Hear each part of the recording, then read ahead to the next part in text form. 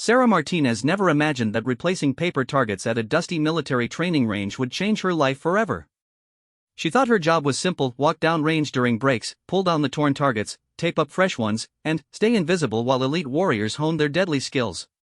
She was just the maintenance girl, the one nobody noticed, the civilian contractor who kept the range running while Navy SEALs practiced their craft. But, on one scorching Tuesday morning in 2019, when Petty Officer First Class Jake Reaper Morrison watched her work, he saw something that made him stop mid-reload. The way she moved with precision and awareness. How she calculated distances and wind patterns without thinking. The natural rhythm in her movements that spoke of untapped potential. What happened next would challenge everything the military thought they knew about hidden talent, prove that extraordinary ability can emerge from the most unexpected places, and show that sometimes the most unlikely person in the room might just be exactly who you need when everything goes wrong. This is the true story of how an overlooked range maintenance worker became the sniper who saved lives, earned respect, and changed military training forever. It started with one simple gesture: a battle-hardened SEAL passing his rifle to someone everyone else had ignored, then stepping back to see what would happen. What he discovered would shock everyone, including Sarah herself. The morning sun beat down mercilessly on the Coronado training range as Sarah Martinez wheeled her cart of fresh targets toward the firing line. At 26, she had been working as a civilian contractor for the Naval Special Warfare Command for almost 2 years, maintaining the ranges where America's most elite warriors honed their deadly skills. It wasn't glamorous work, but it paid the bills and kept her close to the military world she had always admired from a distance. Sarah had grown up in a small town outside San Antonio, the daughter of a mechanic and a school teacher. Her father had served briefly in the Army before she was born, but a training injury had cut his service short. Despite this, he had instilled in her a deep respect for the military and those who served.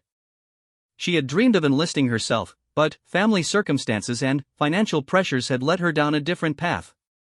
College, a brief marriage that ended badly, and a series of jobs that never quite felt right had eventually brought her to San Diego and this position. Her daily routine was simple but required precision and timing. She arrived at the range at 0500 hours, before the teams began their training. She would check the target frames, replace any damaged equipment, and ensure the downrange area was clear of debris. During training breaks, she would venture downrange to replace the targets that had been shot to pieces, working quickly and efficiently while staying out of the way of the operators. The SEALs barely noticed her. To them, she was part of the landscape, as invisible as the targets she maintained. She was fine with that arrangement. These were men who had seen combat, who carried themselves with a quiet confidence that spoke of experiences she could only imagine. She respected their space and their focus, doing her job with minimal interaction. But Sarah had been watching them work for nearly 2 years, and she had learned things without trying to. She understood the rhythm of their training, the way they moved, how they communicated with subtle hand signals. She had observed their shooting techniques, noticed how they adjusted for wind and distance, and absorbed the principles they practiced daily. It wasn't intentional study, just the natural absorption that comes from being around excellence day after day. On this particular Tuesday, Bravo Team was running their weekly marksmanship training.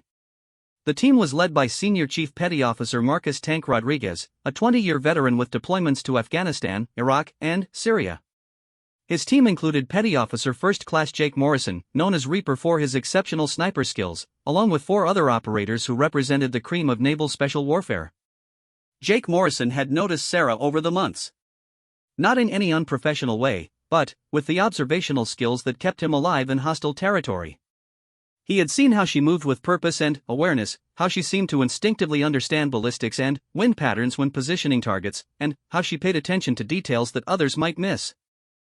There was something about her that suggested hidden depths, though he couldn't quite put his finger on what it was. The morning's training focused on long-range precision shooting. The team was working with their 13 Malawian Quachas Mod 7 sniper rifles, engaging targets at distances from 800 to 1200 meters. It was challenging work that required perfect technique, environmental awareness, and mental discipline. Each shot cost taxpayers significant money in ammunition and training time, so precision was not just a goal but a necessity.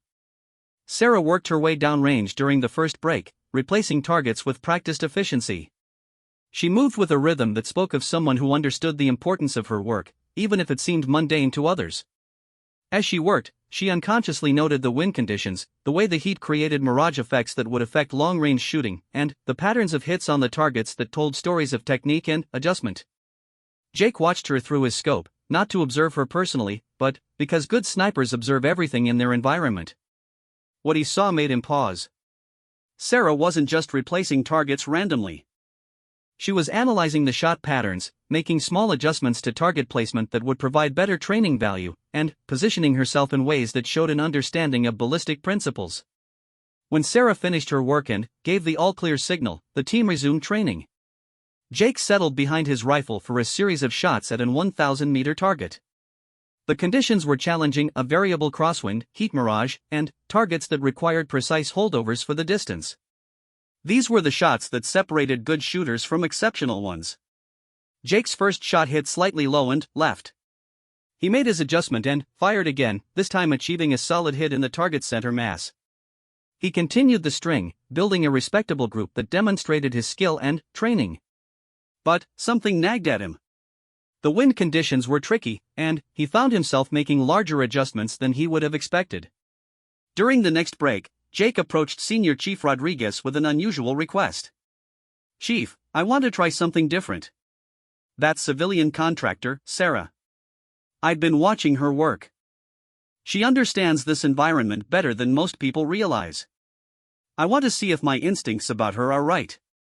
Rodriguez looked at Jake with the expression of a man who had learned to trust his operator's judgment, even when it seemed unconventional. "What are you thinking, Reaper?" "I want to let her try a few shots. See what happens. I think she might surprise us." Rodriguez considered this. Allowing a civilian to handle military weapons on a training range was not standard procedure. But Jake Morrison was one of the best snipers in the teams, and his instincts about people had proven valuable in the past.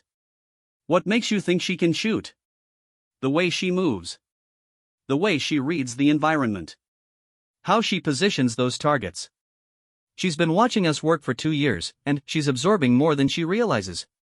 I think there's potential there that nobody's recognized." Rodriguez studied Sarah as she worked downrange.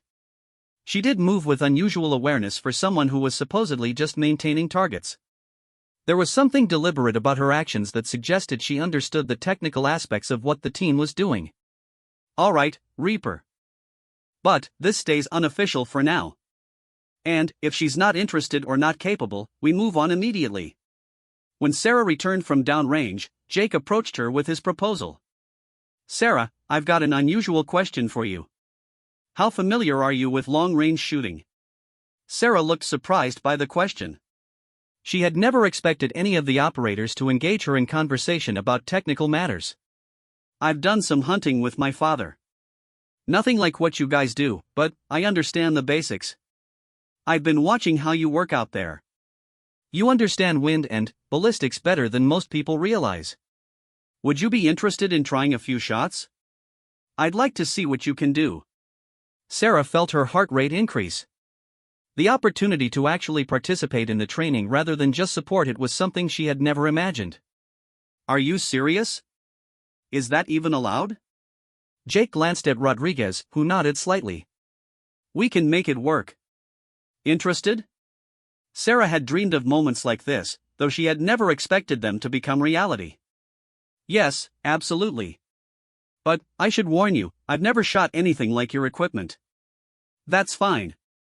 We'll start with basics and see how you do." Jake led Sarah to the firing line and began explaining the 13 Malawian Quachas system.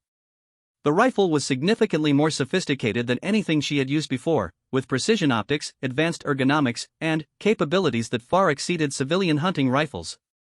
But, as Jake explained the fundamentals, Sarah absorbed the information quickly, asking intelligent questions that demonstrated her understanding of shooting principles. The key to long-range shooting, Jake explained, is consistency and environmental awareness. You need to understand your rifle, your ammunition, and the conditions you're shooting in. Distance, wind, temperature, humidity, altitude, everything affects where your bullet goes. Sarah nodded, her attention completely focused on his instruction. This was the kind of learning she had always craved but never had access to. How do you read the wind at these distances?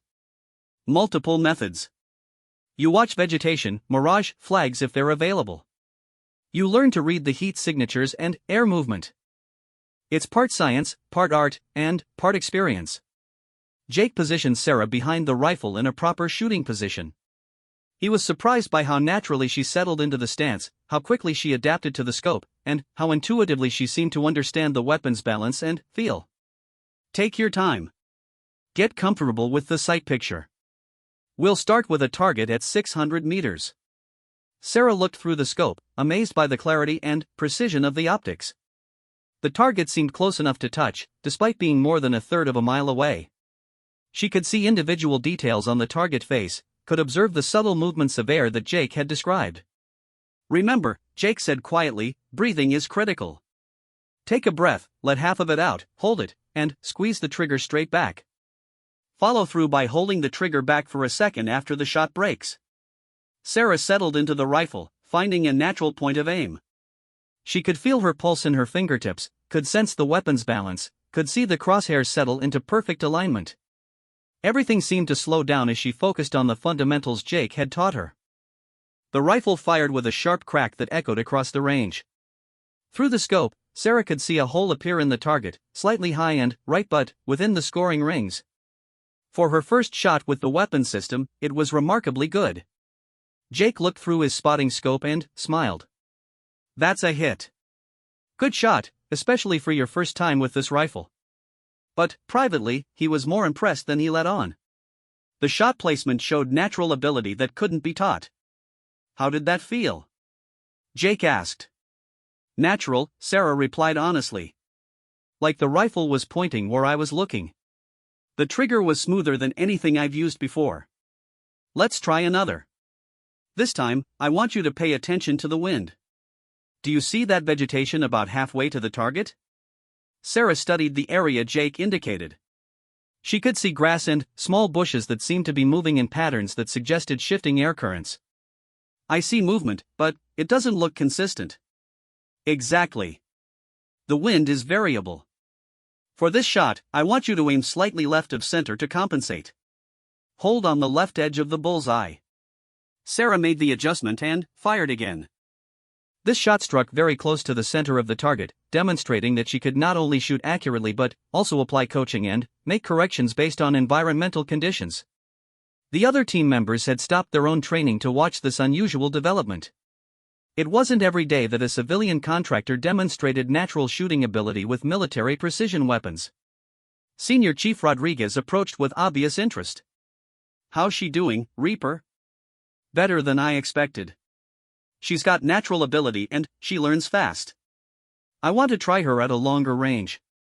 Rodriguez studied the targets through binoculars. The shot placement was impressive for someone with no formal training on the weapon system. What did you have in mind? 800 meters. See if she can adapt to the increased difficulty. Sarah felt nervous excitement as Jake adjusted the target distance.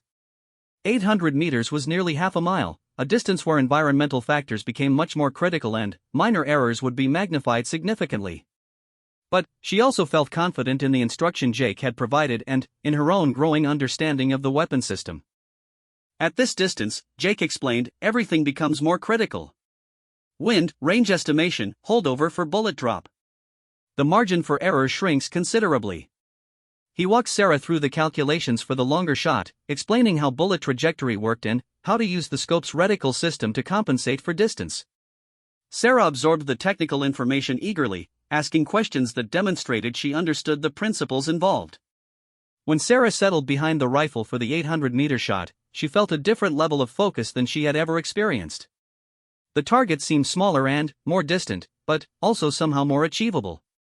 She applied everything Jake had taught her, reading the wind indicators, calculating the holdover, controlling her breathing and trigger press. The shot broke cleanly, and, through the scope Sarah could see another hole appear in the target, this one very close to the center.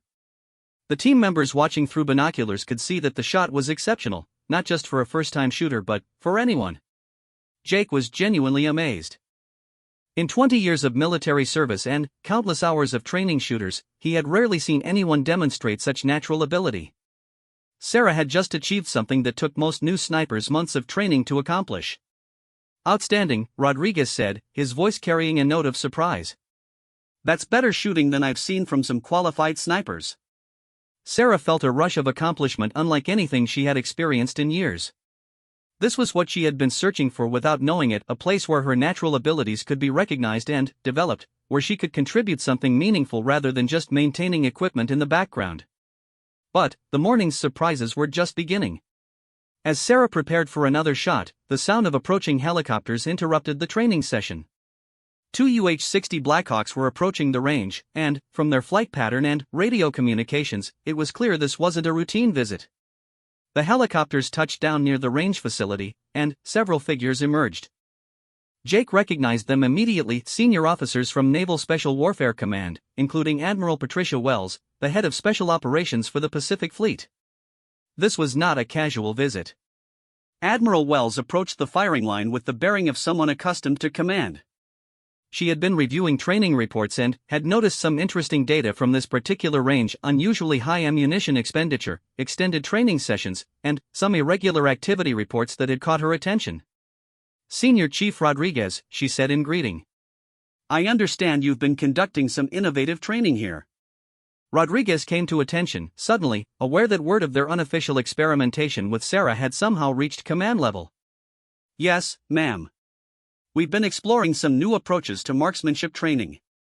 Admiral Wells looked around the range, taking in the targets, the equipment, and the unusual composition of people present.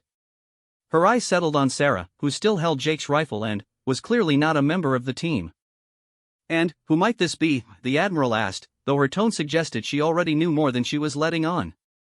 What happened next would determine not just Sarah's future, but potentially change how the military approached talent identification and development. The morning that had started with routine target replacement was about to become something much more significant, though none of them could yet understand just how far-reaching the implications would be.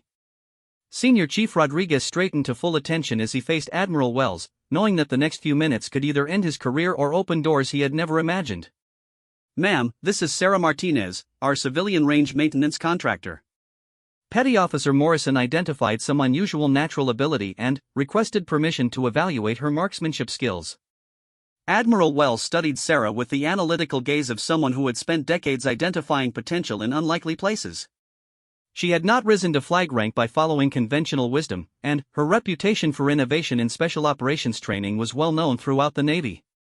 "Ms. Martinez, I understand you've been shooting our weapons. How did that go?"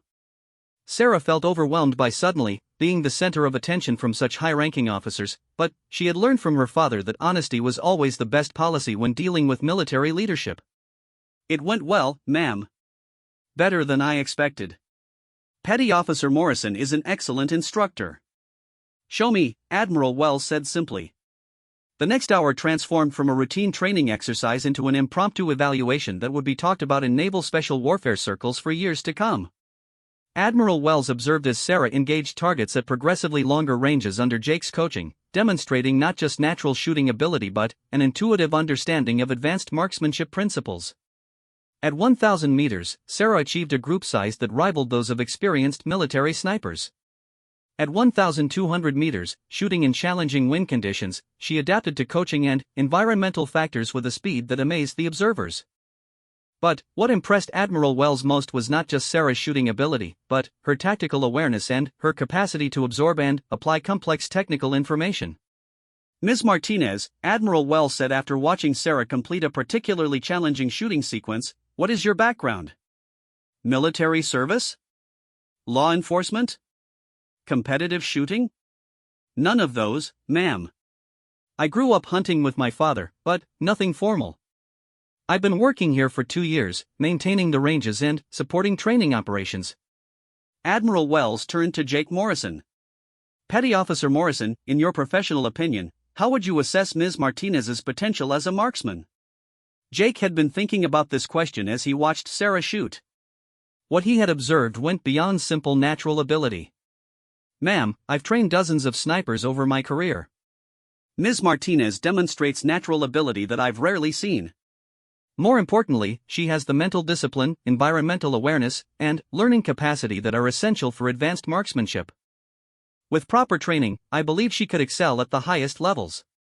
Admiral Wells was intrigued but not yet convinced. Natural shooting ability was valuable, but military sniping required much more than accuracy.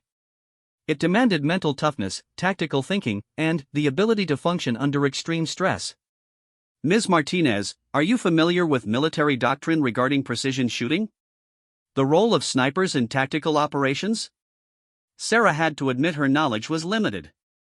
Only what I've observed during training here, ma'am. I understand that military sniping involves much more than just accurate shooting. Intelligence gathering, target identification, communication with command elements, working as part of larger tactical operations. That's correct. And it requires operating under conditions of extreme stress, often in hostile environments where mistakes can cost lives. Do you think you could handle that kind of responsibility? Sarah considered the question carefully. She had always felt that she was capable of more than her circumstances had allowed her to demonstrate, but this was a level of challenge she had never imagined facing. Ma'am, I honestly don't know. But I would welcome the opportunity to find out. Admiral Wells made a decision that surprised everyone present, including herself. Ms. Martinez, how would you feel about participating in an experimental training program? We've been discussing innovative approaches to talent identification and development. Your situation presents an interesting opportunity to test some new concepts. The proposal was unprecedented. The military had established pathways for recruiting and training snipers, none of which included civilian contractors discovered by accident on training ranges. But Admiral Wells had built her career on recognizing potential in unconventional places and developing innovative solutions to complex problems. What would that involve? Sarah asked, trying to process the magnitude of what was being offered. Initially, an intensive evaluation period. Psychological assessment, physical fitness testing, technical training, tactical instruction. If you demonstrate the capability to meet military standards, we would explore options for bringing you into a formal training pipeline. Jake Morrison stepped forward. Ma'am, I would like to request assignment as Ms. Martinez's primary instructor during the evaluation period. I believe I can provide the specialized training she would need. Admiral Wells considered this. Jake Morrison was one of the Navy's most experienced sniper instructors, with a track record of developing exceptional marksmen. His request carried significant weight. Granted. Senior Chief Rodriguez, I want you to develop a comprehensive evaluation protocol. Full documentation, measurable benchmarks, objective assessments at every stage. Yes, ma'am. How long do we have for this evaluation? 90 days. At the end of that period, we'll assess results and determine next steps. Sarah felt as though her world had suddenly shifted on its axis. 3 hours earlier, she had been invisible maintenance personnel. Now she was being offered an opportunity that seemed too extraordinary to be real. Ma'am, I accept. When would this begin? Tomorrow morning. Report to Senior Chief Rodriguez at 0500 hours. Bring workout clothes and be prepared for comprehensive physical and mental evaluation. As Admiral Wells prepared to leave, she pulled Jake Morrison aside for a private conversation. Petty Officer Morrison, I want you to understand what we're attempting here. If this works, it could change how we identify and develop talent across special operations. If it fails, it could end several careers, including yours and mine. Jake nodded seriously. I understand, ma'am. But I believe Ms. Martinez has the potential to succeed at the highest levels. I'm willing to stake my reputation on that assessment. Then, make sure you're right. I'll be watching this program closely, and I expect detailed progress reports every 2 weeks. After the Admiral's departure, the reality of the situation began to sink in for everyone involved. Sarah was no longer a civilian contractor, she had become an experimental subject in an unprecedented military training program. The implications were staggering for everyone concerned. Senior Chief Rodriguez called an immediate meeting with his team to discuss the new situation. Gentlemen, what happened here today is classified until further notice. Ms. Martinez is now under our direct supervision and training responsibility. I expect professional behavior and full support for this program. The team members exchanged glances that carried multiple meanings. They had witnessed something remarkable, but they also understood that they were now part of an experiment that could have far-reaching consequences for their own careers and for naval special warfare training doctrine. Jake spent the remainder of the day planning Sarah's training program. Traditional sniper training took 6 months to complete, but Sarah would have only 90 days to demonstrate capability. He would need to compress months of instruction into an intensive program that covered not just marksmanship, but tactics, fieldcraft, intelligence operations, and psychological preparation. That evening, Sarah called her father to share the day's events. Roberto Martinez had served briefly in the army years earlier and understood both the opportunity and the challenges his daughter was facing. "Mija," he said after listening to her story, "this is what you've been searching for. But it will be the hardest thing you've ever done. Are you ready for that?" "I think so, Dad." "I know it won't be easy, but this feels right. Like everything I've done before was preparation for this moment. Then, you give it everything you have. Make us proud, but, more importantly, make yourself proud." Sarah spent the night researching military sniper training, reading everything she could find about the history, techniques, and requirements of military precision shooting. She was simultaneously excited and terrified, aware that she was about to attempt something that very few people ever had the opportunity to try. The next morning, Sarah arrived at the training facility at 0445 hours, 15 minutes early and, carrying a gym bag with workout clothes, notebooks, and a determination to prove that Admiral Wells' faith in her was justified. She found Senior Chief Rodriguez already waiting with a thick folder of training materials and evaluation criteria. "Ms. Martinez," Rodriguez began, "today begins your formal evaluation for military sniper training. I want you to understand that we will hold you to the same standards we expect from Navy SEALs. There will be no allowances made for your civilian background or gender. You will succeed or fail based purely on your ability to meet military requirements." Sarah appreciated the direct approach. She had no interest in special treatment or lowered standards. "I understand, Senior Chief. I'm ready to begin." The first phase of evaluation focused on physical fitness and mental toughness. Sarah underwent the same physical fitness tests required of SEAL candidates, including swimming, running, calisthenics, and obstacle courses. She performed respectably, though not exceptionally, scoring in ranges that would require improvement but demonstrated basic capability.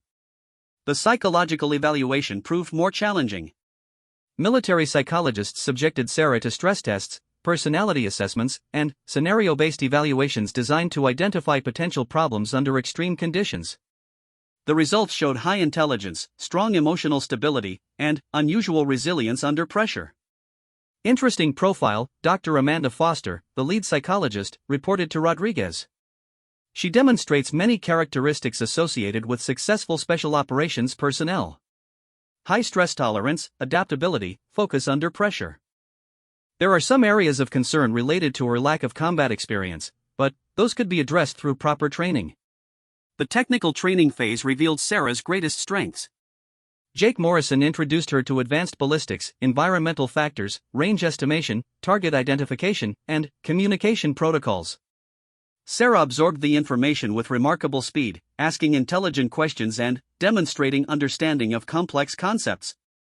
"She learns faster than anyone I've trained," Jake reported to Rodriguez after the first week. "Yesterday I taught her MILDOT ranging formulas. Today she was applying them accurately at unknown distances. This kind of learning curve is exceptional." But the real test would come when Sarah faced simulated combat conditions. Military sniping was not target shooting, it required functioning effectively while under stress, making split-second decisions with life-or-death consequences, and maintaining performance standards when everything around you was chaotic and dangerous. Jake designed training scenarios that replicated combat stress as closely as possible without actual danger. Sarah found herself shooting while exhausted, under time pressure, with simulated enemy fire, and while processing multiple information streams simultaneously. These exercises pushed her beyond anything she had previously experienced. During one particularly challenging exercise, Sarah was required to engage multiple targets at varying distances while receiving radio communications about changing tactical situations and simulating movement under enemy observation. The complexity was overwhelming, and she failed to meet the performance standards. "That was terrible," Sarah said after completing the exercise, frustrated with her performance. "That was normal," Jake replied. "Combat shooting bears no resemblance to range shooting. What matters is how quickly you learn to adapt to the additional stressors." Sarah's second attempt at the exercise showed marked improvement. Her third attempt met minimum standards. By the end of the week, she was performing at levels that surprised even Jake Morrison. But challenges remained that would test not just Sarah's abilities, but the commitment of everyone involved in the experimental program. Traditional military hierarchies were not designed to accommodate civilian contractors transitioning directly into specialized roles. Questions arose about authority, chain of command, security clearances, and dozens of other administrative issues that had no precedent. More importantly, word of the program had begun to spread beyond the immediate training unit. Some senior officers questioned the wisdom of bypassing established training pipelines. Others wondered about the implications for military personnel who had followed traditional career paths only to see a civilian contractor receive accelerated opportunities. Admiral Wells found herself defending the program to skeptical colleagues who argued that military standards existed for good reasons and should not be compromised for experimental purposes. The pressure was mounting to either formalize Sarah's status quickly or terminate the program before it created broader problems. The 9th week of training would bring the most significant test yet, a comprehensive field exercise that would determine whether Sarah possessed not just the technical skills, but the tactical judgment and mental toughness required for military sniper operations. Everything that had happened so far had been preparation for this crucial evaluation. Sarah understood that her performance during the field exercise would determine not just her own future, but the future of innovative training approaches throughout naval special warfare.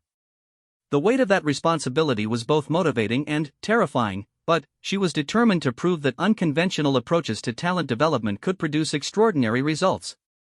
The field exercise would take place at the Navy's Mountain Warfare Training Center in the Sierra Nevada mountains of California, a facility designed to test special operations personnel under the most challenging conditions possible.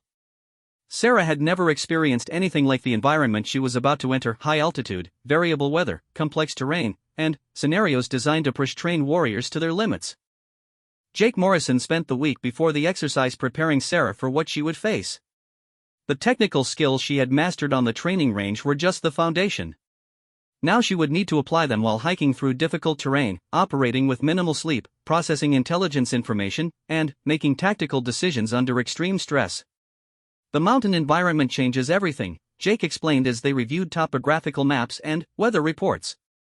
Altitude affects ballistics. Temperature variations create complex wind patterns. Terrain features that look simple on maps become major obstacles in reality. You'll be carrying 60 pounds of equipment and operating at elevations where every breath requires effort. Sarah studied the maps intently, trying to visualize the challenges ahead. She had been hiking and camping throughout her life, but never under conditions like these. How do other students typically perform during their first mountain exercise? About half fail to complete the full exercise. The altitude and physical demands eliminate some people before they even get to demonstrate their shooting skills. Others struggle with the mental pressure of operating in an environment where small mistakes can have serious consequences. The exercise scenario was designed to replicate a realistic special operations mission. Sarah would be inserted into the training area as part of a 4-person team, tasked with conducting reconnaissance and precision shooting in support of a larger tactical operation. She would work with 3 experienced SEALs who would evaluate her performance while conducting their own training. Admiral Wells personally briefed the evaluation team, emphasizing the importance of objective assessment. Gentlemen, this exercise will determine whether our experimental training approach has merit or should be discontinued. I need honest evaluation, regardless of personal feelings about the program. The team leader was Lieutenant Commander David Hawk Peterson, a veteran of multiple deployments who had initially been skeptical about the entire program. His team included 2 other experienced operators who would observe and evaluate Sarah's performance across multiple criteria. Ms. Martinez, Peterson said during the initial briefing, you'll be evaluated on everything: technical skills, tactical awareness, physical performance, teamwork, decision-making under stress. We'll be watching how you handle equipment, how you move through terrain, how you communicate, and how you respond when things don't go according to plan. The exercise began before dawn with a helicopter insertion into a remote valley 40 miles from the nearest road. As Sarah stepped out of the aircraft into the thin mountain air, she felt the full reality of what she was attempting. The weight of her equipment, the altitude, and the rugged terrain immediately challenged her in ways that range training had not prepared her for. The team's first objective was to establish an observation post on a ridge 3 miles away and 2,000 feet higher in elevation. The route required navigating through dense forest, across steep rocky slopes, and around areas that could expose them to hypothetical enemy observation. Sarah quickly learned that moving tactically through mountain terrain was exponentially more difficult than hiking on established trails. Movement discipline, Peterson reminded the team as they began their approach. In a real operation, poor movement gets people killed. Sound discipline, visual discipline, maintaining proper intervals, and communication.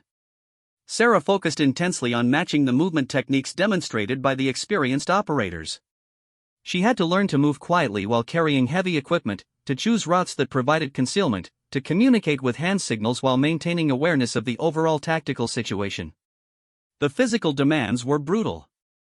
At 8,000 feet elevation, every step required extra effort. The terrain alternated between loose scree that threatened to cause falls, dense vegetation that required careful navigation, and exposed areas where the team had to move quickly to avoid detection. Sarah's legs burned with effort, but she was determined to keep pace with operators who had years of experience in similar conditions. After 6 hours of movement, the team reached their designated observation post. Sarah was exhausted but had successfully completed the approach phase without compromising the team's movement or requiring assistance. Peterson made notes on his evaluation sheet, recording that she had demonstrated adequate physical fitness and basic tactical movement skills. Establishing the observation post required different skills. The team had to create concealed positions that would allow them to observe target areas while remaining invisible to enemy forces. Sarah learned to use natural camouflage, to position equipment for optimal effectiveness, and to establish communication protocols that would allow the team to coordinate their activities. Your primary sector of observation is that valley to the north, Peterson briefed Sarah as they settled into their positions. Distance to the far ridge is approximately 1,800 meters. You're responsible for monitoring vehicle movement along that road and reporting anything you observe. Sarah established her shooting position behind her rifle, adjusting the scope and bipod for the specific angle and distance. The view through her optics revealed a complex landscape of ridges, valleys, and potential target areas that would test every aspect of her training. But she also felt a sense of belonging that she had never experienced before. This was exactly where she was meant to be. The first day of observation passed without significant incident. Sarah demonstrated competency in maintaining watch schedules, recording intelligence information, and communicating effectively with the team.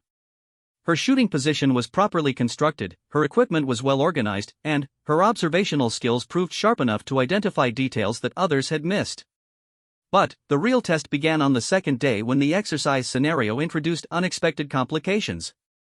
Radio communications brought word that the mission parameters had changed. Enemy forces were reported to be moving in the area, and the team would need to relocate their position while maintaining surveillance of their assigned objectives. This is where things get interesting, Peterson told the team. We need to move 3 kilometers to the north and establish a new position before dawn. The route will take us through areas with potential enemy activity. Movement discipline becomes critical. The night movement proved to be Sarah's greatest challenge yet. Moving through unfamiliar terrain in darkness while maintaining tactical discipline required skills and confidence she was still developing. Every sound seemed amplified, every shadow could conceal threats, and the possibility of making a mistake that would compromise the entire team weighed heavily on her mind. Jake Morrison, who was observing the exercise from a command post, monitored radio communications and watched thermal imaging displays that tracked the team's movement. He could see that Sarah was struggling with some aspects of the night movement, but she was adapting to coaching and maintaining the team's movement schedule. She's learning fast, Jake reported to Admiral Wells during a routine update call. The mountain environment is challenging her in ways we couldn't replicate in training, but she's rising to meet those challenges. The team's new position required engaging targets at significantly longer ranges under more challenging conditions. Sarah would need to make shots at distances up to 2,200 meters while accounting for extreme environmental factors including high altitude, variable winds, and temperature gradients that created complex ballistic conditions. Her first engagement came at dawn on the third day. Intelligence reports identified a high-value target moving through the valley below, and Sarah was tasked with making the elimination shot. The distance was 1,950 meters, requiring precise calculations for bullet drop, wind deflection, and environmental factors. Sarah settled behind her rifle with the focused concentration that had become her trademark. She calculated the environmental factors, made scope adjustments, and confirmed her range estimation using multiple methods. The target was small and partially concealed, requiring exceptional precision.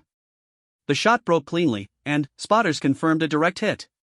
But, more importantly, from a tactical perspective, Sarah had demonstrated the ability to make critical decisions under pressure, to function effectively as part of a team, and to deliver precision fire when it mattered most. Lieutenant Commander Peterson was genuinely impressed. Outstanding shot under difficult conditions. You maintained composure, followed proper procedures, and achieved the desired result. But the exercise was far from over. The simulated enemy forces had been alerted by the sniper fire and were beginning to search for the team's position. Sarah would now face the challenge of tactical movement under pressure, withdrawal under pursuit, and maintaining operational effectiveness while dealing with simulated combat stress. The team began a tactical withdrawal that would test every aspect of Sarah's training and mental toughness. They had to move quickly through difficult terrain while avoiding detection, maintain communication with supporting elements, and be prepared to engage targets if their withdrawal was compromised. During the withdrawal, Sarah faced her most difficult moment of the entire program. While crossing a steep slope covered with loose rock, she lost her footing and began to fall toward a cliff edge that would have resulted in serious injury or death in a real situation. Her immediate reaction was to save herself by dropping her rifle and grabbing for handholds. Peterson and his team immediately responded, helping to secure Sarah and her equipment. But the incident had revealed a gap in her training that could not be ignored. In combat conditions, losing your weapon could compromise not just your own survival but the entire team's mission. That was a learning moment, Peterson told Sarah after they had reached safety. In a real operation, you maintain control of your weapon no matter what else happens. Your rifle is your lifeline and your team's lifeline. Sarah understood the criticism and accepted it without defensiveness. You're absolutely right. I reacted instinctively to save myself instead of thinking tactically. It won't happen again. The remainder of the exercise proceeded without major incidents. Sarah successfully engaged several more targets at long range, demonstrated improved movement techniques, and showed the kind of mental resilience that successful special operations personnel require. Her final evaluation scores reflected someone who had exceeded expectations in most areas while identifying specific aspects that would require continued development. Admiral Wells reviewed the exercise results with intense interest. Sarah had not achieved perfect scores across all evaluation criteria, but she had demonstrated the core capabilities required for military sniper operations. More importantly, she had shown the ability to learn from mistakes, adapt to new challenges, and maintain performance under extreme stress. The results exceed my most optimistic projections, Dr. Foster reported during the post-exercise briefing. Ms. Martinez demonstrated psychological resilience, learning ability, and stress tolerance that place her in the top percentile of candidates we've evaluated. Jake Morrison's assessment was equally positive. She has the technical skills, the mental discipline, and the tactical awareness to succeed at the highest levels. With continued training and operational experience, I believe she could become one of our most effective precision shooters. But challenges remained that extended beyond Sarah's individual performance. The program had demonstrated that unconventional approaches to talent identification could produce remarkable results, but it had also raised complex questions about military tradition, career progression, and institutional change that would need to be addressed. Admiral Wells faced a decision that would impact not just Sarah's future, but the future of innovation in military training. The experimental program had succeeded beyond expectations, but success brought its own complications and responsibilities. As Sarah prepared for what she hoped would be the next phase of her journey, she reflected on how completely her life had changed. 3 months earlier, she had been invisible support personnel. Now she was being considered for integration into one of the military's most elite specialties. But she also understood that her real challenges were just beginning. Proving herself during a training exercise was one thing. Earning acceptance within the special operations community and maintaining performance under real operational conditions would be entirely different tests of her capabilities and determination. The success of Sarah's mountain training exercise created both opportunities and complications that no one had fully anticipated. Admiral Wells found herself defending an increasingly controversial program to senior military leadership who questioned whether exceptional circumstances justified bypassing established protocols and traditions. Admiral Wells, General Robert Harrison, chairman of the Joint Special Operations Command, said during a secure video conference, "Your experimental program has generated significant interest and, equally significant concern. We need to determine appropriate next steps that serve both innovation and institutional integrity." Admiral Wells had prepared for this conversation, knowing that Sarah's success would intensify scrutiny of the entire program. "Sir, the results speak for themselves. Ms. Martinez has demonstrated capabilities that rival those of our most experienced snipers, achieved in a fraction of the normal training time. This suggests we may be overlooking exceptional talent through our traditional recruitment and training approaches. The concern," General Harrison replied, "is precedent. If we integrate a civilian contractor directly into special operations roles, we establish expectations that could compromise our established systems. Military service, security clearances, chain of command, career progression, these exist for important reasons." "I understand those concerns, sir. But I also believe we have a responsibility to explore innovations that could enhance our operational effectiveness." Ms. Martinez represents proof of concept for new approaches to talent identification and development. The debate reflected broader tensions within the military between tradition and innovation, between established procedures and adaptive thinking. Sarah had inadvertently become a symbol in discussions that extended far beyond her individual circumstances. While senior officers debated policy implications, Sarah continued her training under Jake Morrison's supervision. The mountain exercise had identified areas requiring additional development, particularly regarding tactical movement and equipment handling under extreme stress. Jake designed advanced training scenarios that would prepare her for the demands of actual operational deployment. The mountain exercise was just the beginning, Jake explained as they prepared for urban warfare training at a facility designed to replicate city environments. Military snipers operate in every conceivable environment: urban areas, desert conditions, maritime environments, Arctic conditions. You need to be effective anywhere you might be deployed. The urban training facility presented challenges completely different from mountain operations. Instead of long-range shots across open terrain, Sarah learned to engage targets at shorter distances through complex urban environments where buildings, vehicles, and civilian populations created complicated tactical situations. Urban sniping requires different skills, Jake instructed as they surveyed the training facility. Shorter ranges but more complex shot solutions. Elevation angles, penetration through glass and building materials, identifying targets among civilians, operating from concealed positions in densely populated areas. Sarah quickly discovered that urban operations demanded a different kind of mental discipline. In mountain environments, she had dealt with physical challenges and environmental factors. Urban operations required processing multiple information streams simultaneously, making split-second decisions about target identification, and maintaining awareness of civilian populations that could complicate every aspect of an operation. Her first urban exercise involved supporting a simulated hostage rescue operation. Sarah was positioned in a building overlooking a plaza where terrorists held hostages in a ground-floor location. Her mission was to provide precision fire support while ensuring no harm came to innocent people. The scenario began simply but quickly became complex as actors playing terrorists and hostages moved unpredictably through the target area. Sarah had to track multiple individuals, identify legitimate targets, calculate shot solutions that would neutralize threats without endangering innocents, and communicate her observations to ground assault teams. "Target 1 moving to the east window," Sarah reported through her radio. "Clear shot available, but civilian movement in background requires careful timing." "Roger, Overwatch." "Wait for clear shot confirmation," came the response from the ground team leader. Sarah maintained her sight picture on the target while monitoring the movement of other actors in the scenario. When a clear shooting solution presented itself, she took the shot with the precision that had become her trademark. The simulated terrorist was eliminated without any danger to nearby civilians. The exercise continued for 6 hours, with Sarah engaging multiple targets under various conditions while providing intelligence support to ground teams. Her performance demonstrated that she could adapt her mountain warfare skills to completely different operational environments. Lieutenant Colonel Maria Santos, the senior officer observing urban training, was impressed by Sarah's adaptability. She processes information quickly and makes good tactical decisions under pressure. Her shooting is obviously excellent, but, more importantly, she thinks like an operator, not just a marksman. But the most significant test was yet to come. Admiral Wells had arranged for Sarah to participate in a joint training exercise with international special operations units, including British SAS, Australian SASR, and Canadian JTF-2 personnel.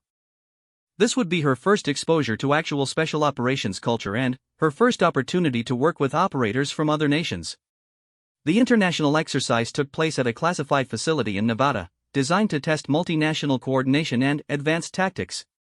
Sarah would be the only non-military participant, working alongside some of the world's most elite soldiers in scenarios that closely replicated actual combat conditions.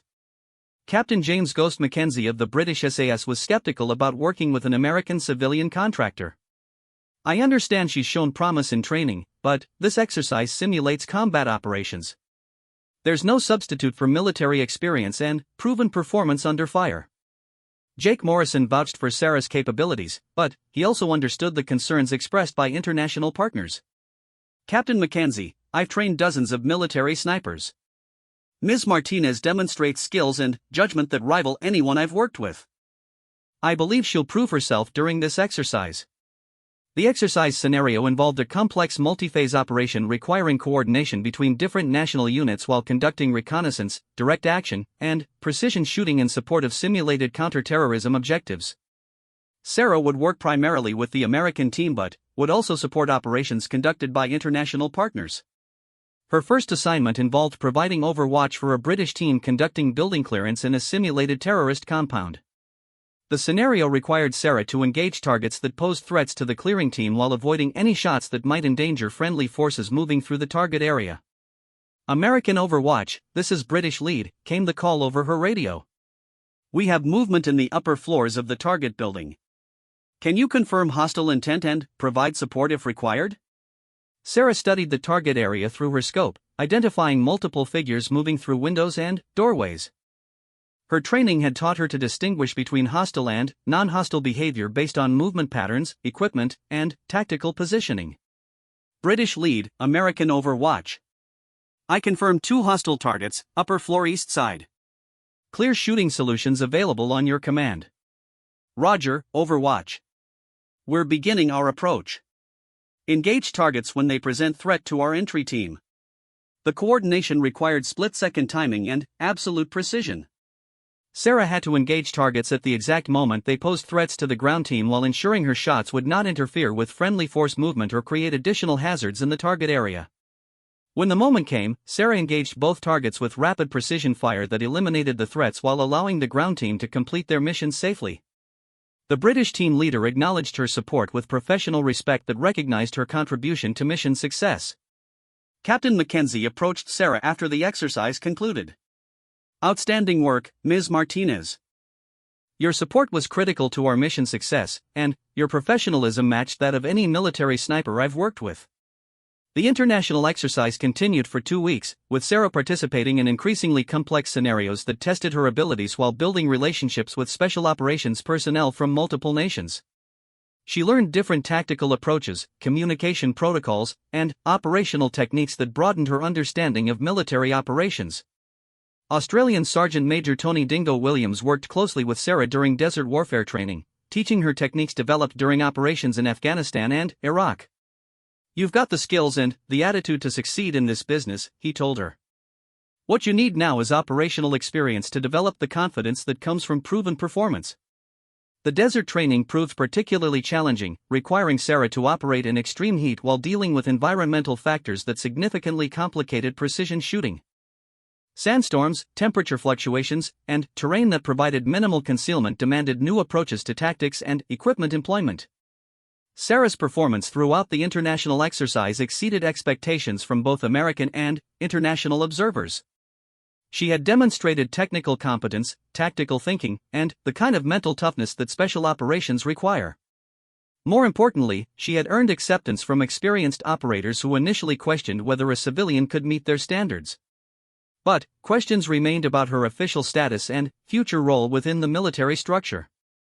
The experimental program had proven that unconventional approaches to talent identification could produce exceptional results, but success had created bureaucratic challenges that required high-level decisions about policy and precedent. Admiral Wells received a call from the Secretary of the Navy requesting a comprehensive briefing on the program and its implications. The success of Sarah's training had attracted attention from the highest levels of military and political leadership, creating pressure for formal decisions about the program's future. Admiral, Secretary of the Navy Patricia Richardson said during their secure phone conversation, "Your experimental program has generated intense interest throughout the Department of Defense.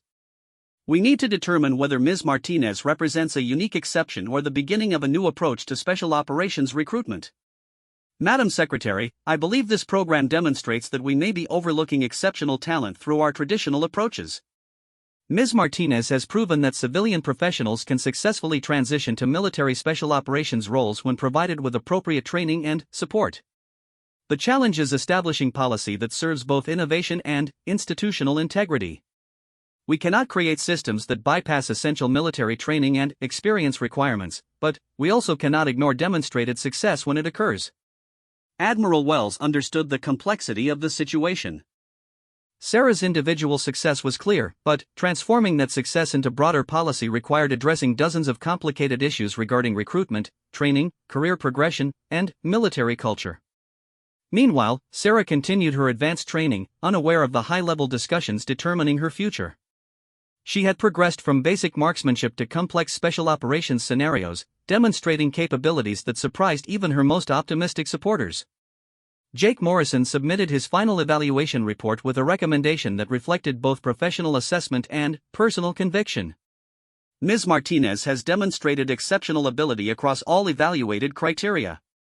She possesses the technical skills, tactical judgment, and mental discipline required for special operations. I recommend she be considered for integration into operational units with appropriate administrative arrangements to formalize her status. But the most significant test was yet to come. Word had reached Admiral Wells that a real-world situation was developing that might require the kind of specialized capabilities that Sarah had demonstrated during training. The possibility existed that her experimental program might face the ultimate test: actual operational deployment where lives would depend on her performance. The decision would rest with command authorities who had to weigh the potential benefits of employing exceptional but unconventional talent against the risks of departing from established procedures in high-stakes situations. Sarah's journey from invisible maintenance worker to potential special operations asset was approaching a crossroads that would determine not just her future, but the future of innovation in military training and operations. The secure phone call came at 0300 hours on a Tuesday morning in December.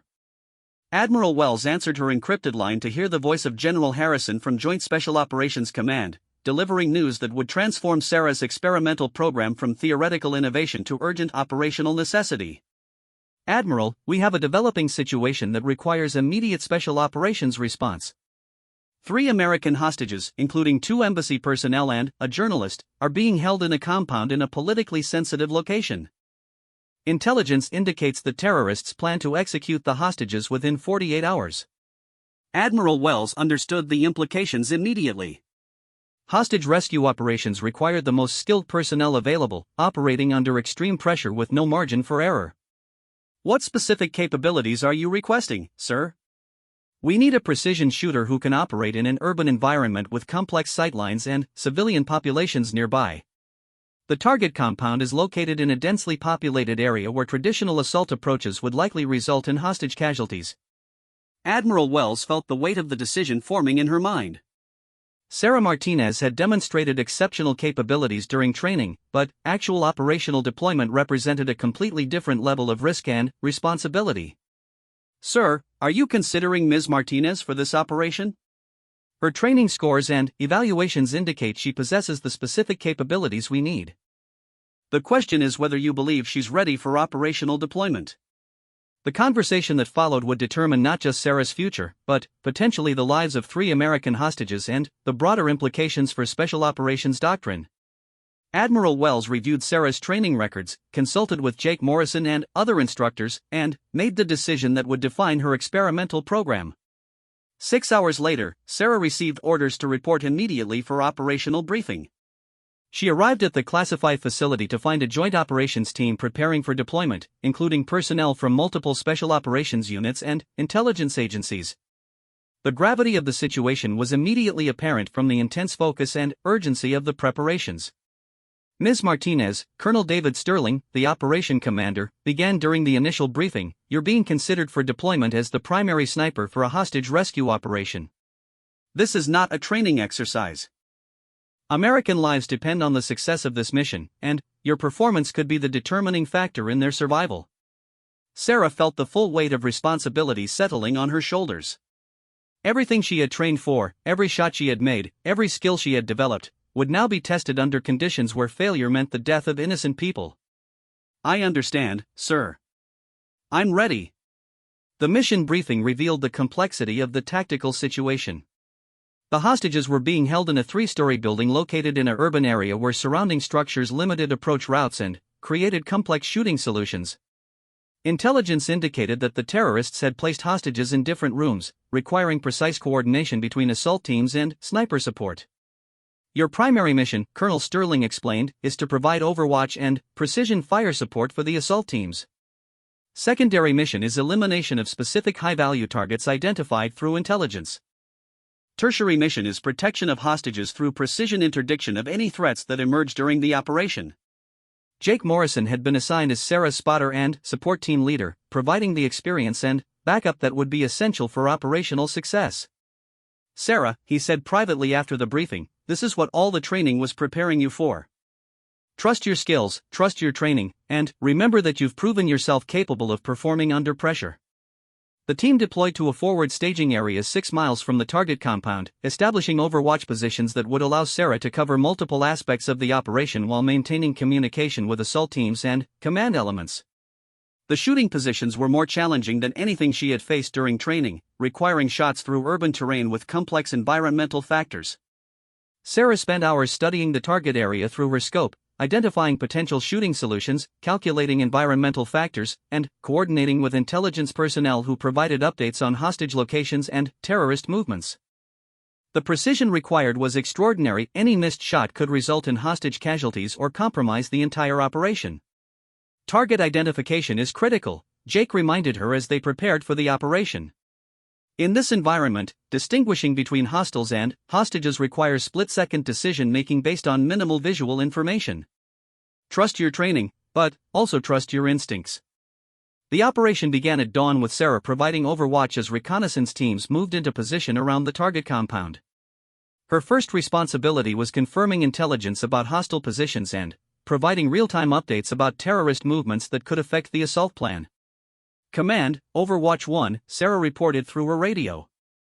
I confirm 4 hostile targets visible in the upper floors of the main building. 2 additional targets observed on the ground floor near the presumed hostage location. Roger, Overwatch 1. Maintain observation and report any changes in target disposition. The complexity of the urban environment required Sarah to adapt her shooting techniques to conditions she had practiced but never experienced operationally.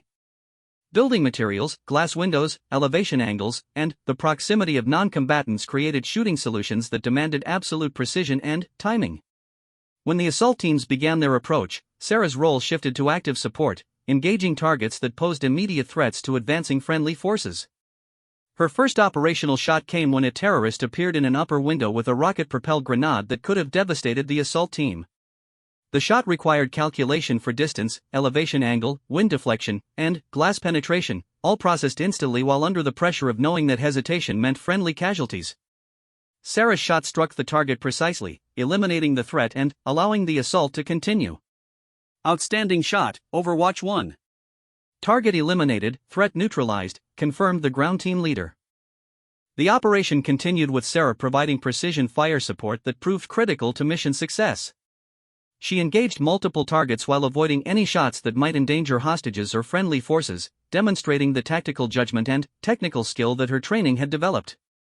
But the most challenging moment came when intelligence reported that one of the terrorists had entered the room where hostages were being held, apparently preparing to execute them as the assault progressed. Sarah had a shooting solution that could eliminate the threat, but it required a shot through multiple barriers with hostages in close proximity to the target. Overwatch 1, we need immediate interdiction of the hostile in the hostage room. This is a time-critical situation, came the urgent radio call. Sarah studied the tactical situation through her scope, calculating angles, penetration requirements, and the minimal margin for error that would allow her to eliminate the threat without endangering the hostages. Everything she had learned, every skill she had developed, focused on this single shot that would determine whether innocent people lived or died. The shot broke cleanly, striking the terrorist precisely and allowing the assault team to secure the hostages without casualties. The entire operation was completed successfully, with all hostages rescued alive and all terrorist threats eliminated. Mission success, Colonel Sterling announced over the radio. All hostages secured, all threats neutralized. Outstanding performance by all team members. In the aftermath of the operation, Sarah found herself processing the reality of what had occurred. She had successfully transitioned from experimental training program to operational deployment, proving that unconventional approaches to talent development could produce results under the most demanding conditions possible. Admiral Wells received the after-action report with a mixture of satisfaction and relief. Sarah's operational performance had vindicated the experimental program while demonstrating that innovative approaches to military training could enhance operational effectiveness when properly implemented. Ms. Martinez performed at the highest levels throughout the operation, Colonel Sterling reported during the debrief. Her technical skills, tactical judgment, and mental discipline contributed directly to mission success and the preservation of American lives. The successful operation transformed discussions about Sarah's status from experimental curiosity to operational necessity. The question was no longer whether civilian contractors could contribute to special operations, but how to formalize and expand programs that identified and developed exceptional talent regardless of traditional career paths. Secretary of the Navy Richardson convened a special committee to review the implications of Sarah's program and develop recommendations for broader implementation. The committee included senior officers from all service branches, personnel specialists, and policy experts who would determine how to transform exceptional individual success into systematic innovation. The success of this program suggests that we may be overlooking significant talent through our traditional recruitment and training approaches, Secretary Richardson noted during the committee's first meeting. We need to determine how to identify and develop exceptional capability while maintaining the standards and traditions that define military excellence. For Sarah, the successful operation marked not the end of her journey but the beginning of a new chapter. She had proven herself under operational conditions, earned the respect of the special operations community, and demonstrated that exceptional talent could emerge from the most unexpected places. Admiral Wells offered Sarah formal integration into naval special warfare with the rank and responsibilities appropriate to her demonstrated capabilities. The offer included advanced training opportunities, potential for operational deployment, and the chance to help develop future programs that would identify and cultivate talent in innovative ways. Ms. Martinez, Admiral Wells said during their final meeting, "You've proven that exceptional ability can transcend traditional boundaries when combined with proper training and opportunity. Your success opens doors not just for yourself, but for others who might never have had the chance to demonstrate their potential." Sarah accepted the offer, understanding that her journey from invisible maintenance worker to operational special operations personnel represented more than individual achievement. She had become proof that innovation and tradition could work together to enhance military effectiveness and create opportunities for excellence regardless of conventional career paths. Jake Morrison was promoted to senior chief and assigned to lead a new program designed to identify and develop unconventional talent for special operations. His experience training Sarah provided the foundation for systematic approaches that would evaluate civilian professionals for potential military service based on demonstrated capability rather than traditional credentials. The program that began with a single conversation on a training range had evolved into a new model for talent identification and development that would influence military training for years to come. Sarah's story became case study material for military academies, leadership schools, and special operations training programs worldwide. But perhaps the most significant impact was on Sarah herself. She had discovered capabilities she never knew she possessed, found the purpose that had eluded her throughout her civilian career, and earned a place among America's most elite warriors through determination, natural ability, and the willingness to seize an extraordinary opportunity when it presented itself. Years later, as Senior Chief Martinez, she had chosen to take Jake's surname after their marriage, trained new candidates for the expanded talent identification program. She often reflected on the morning when a Navy SEAL had noticed her work and decided to see what would happen if he passed his rifle to someone everyone else had ignored. That moment of recognition had changed everything, proving that sometimes the most unlikely person in the room might be exactly who you need when everything matters most. Her story became more than individual success, it became proof that extraordinary potential exists in unexpected places, waiting for someone with the vision to recognize it and the courage to give it a chance to flourish.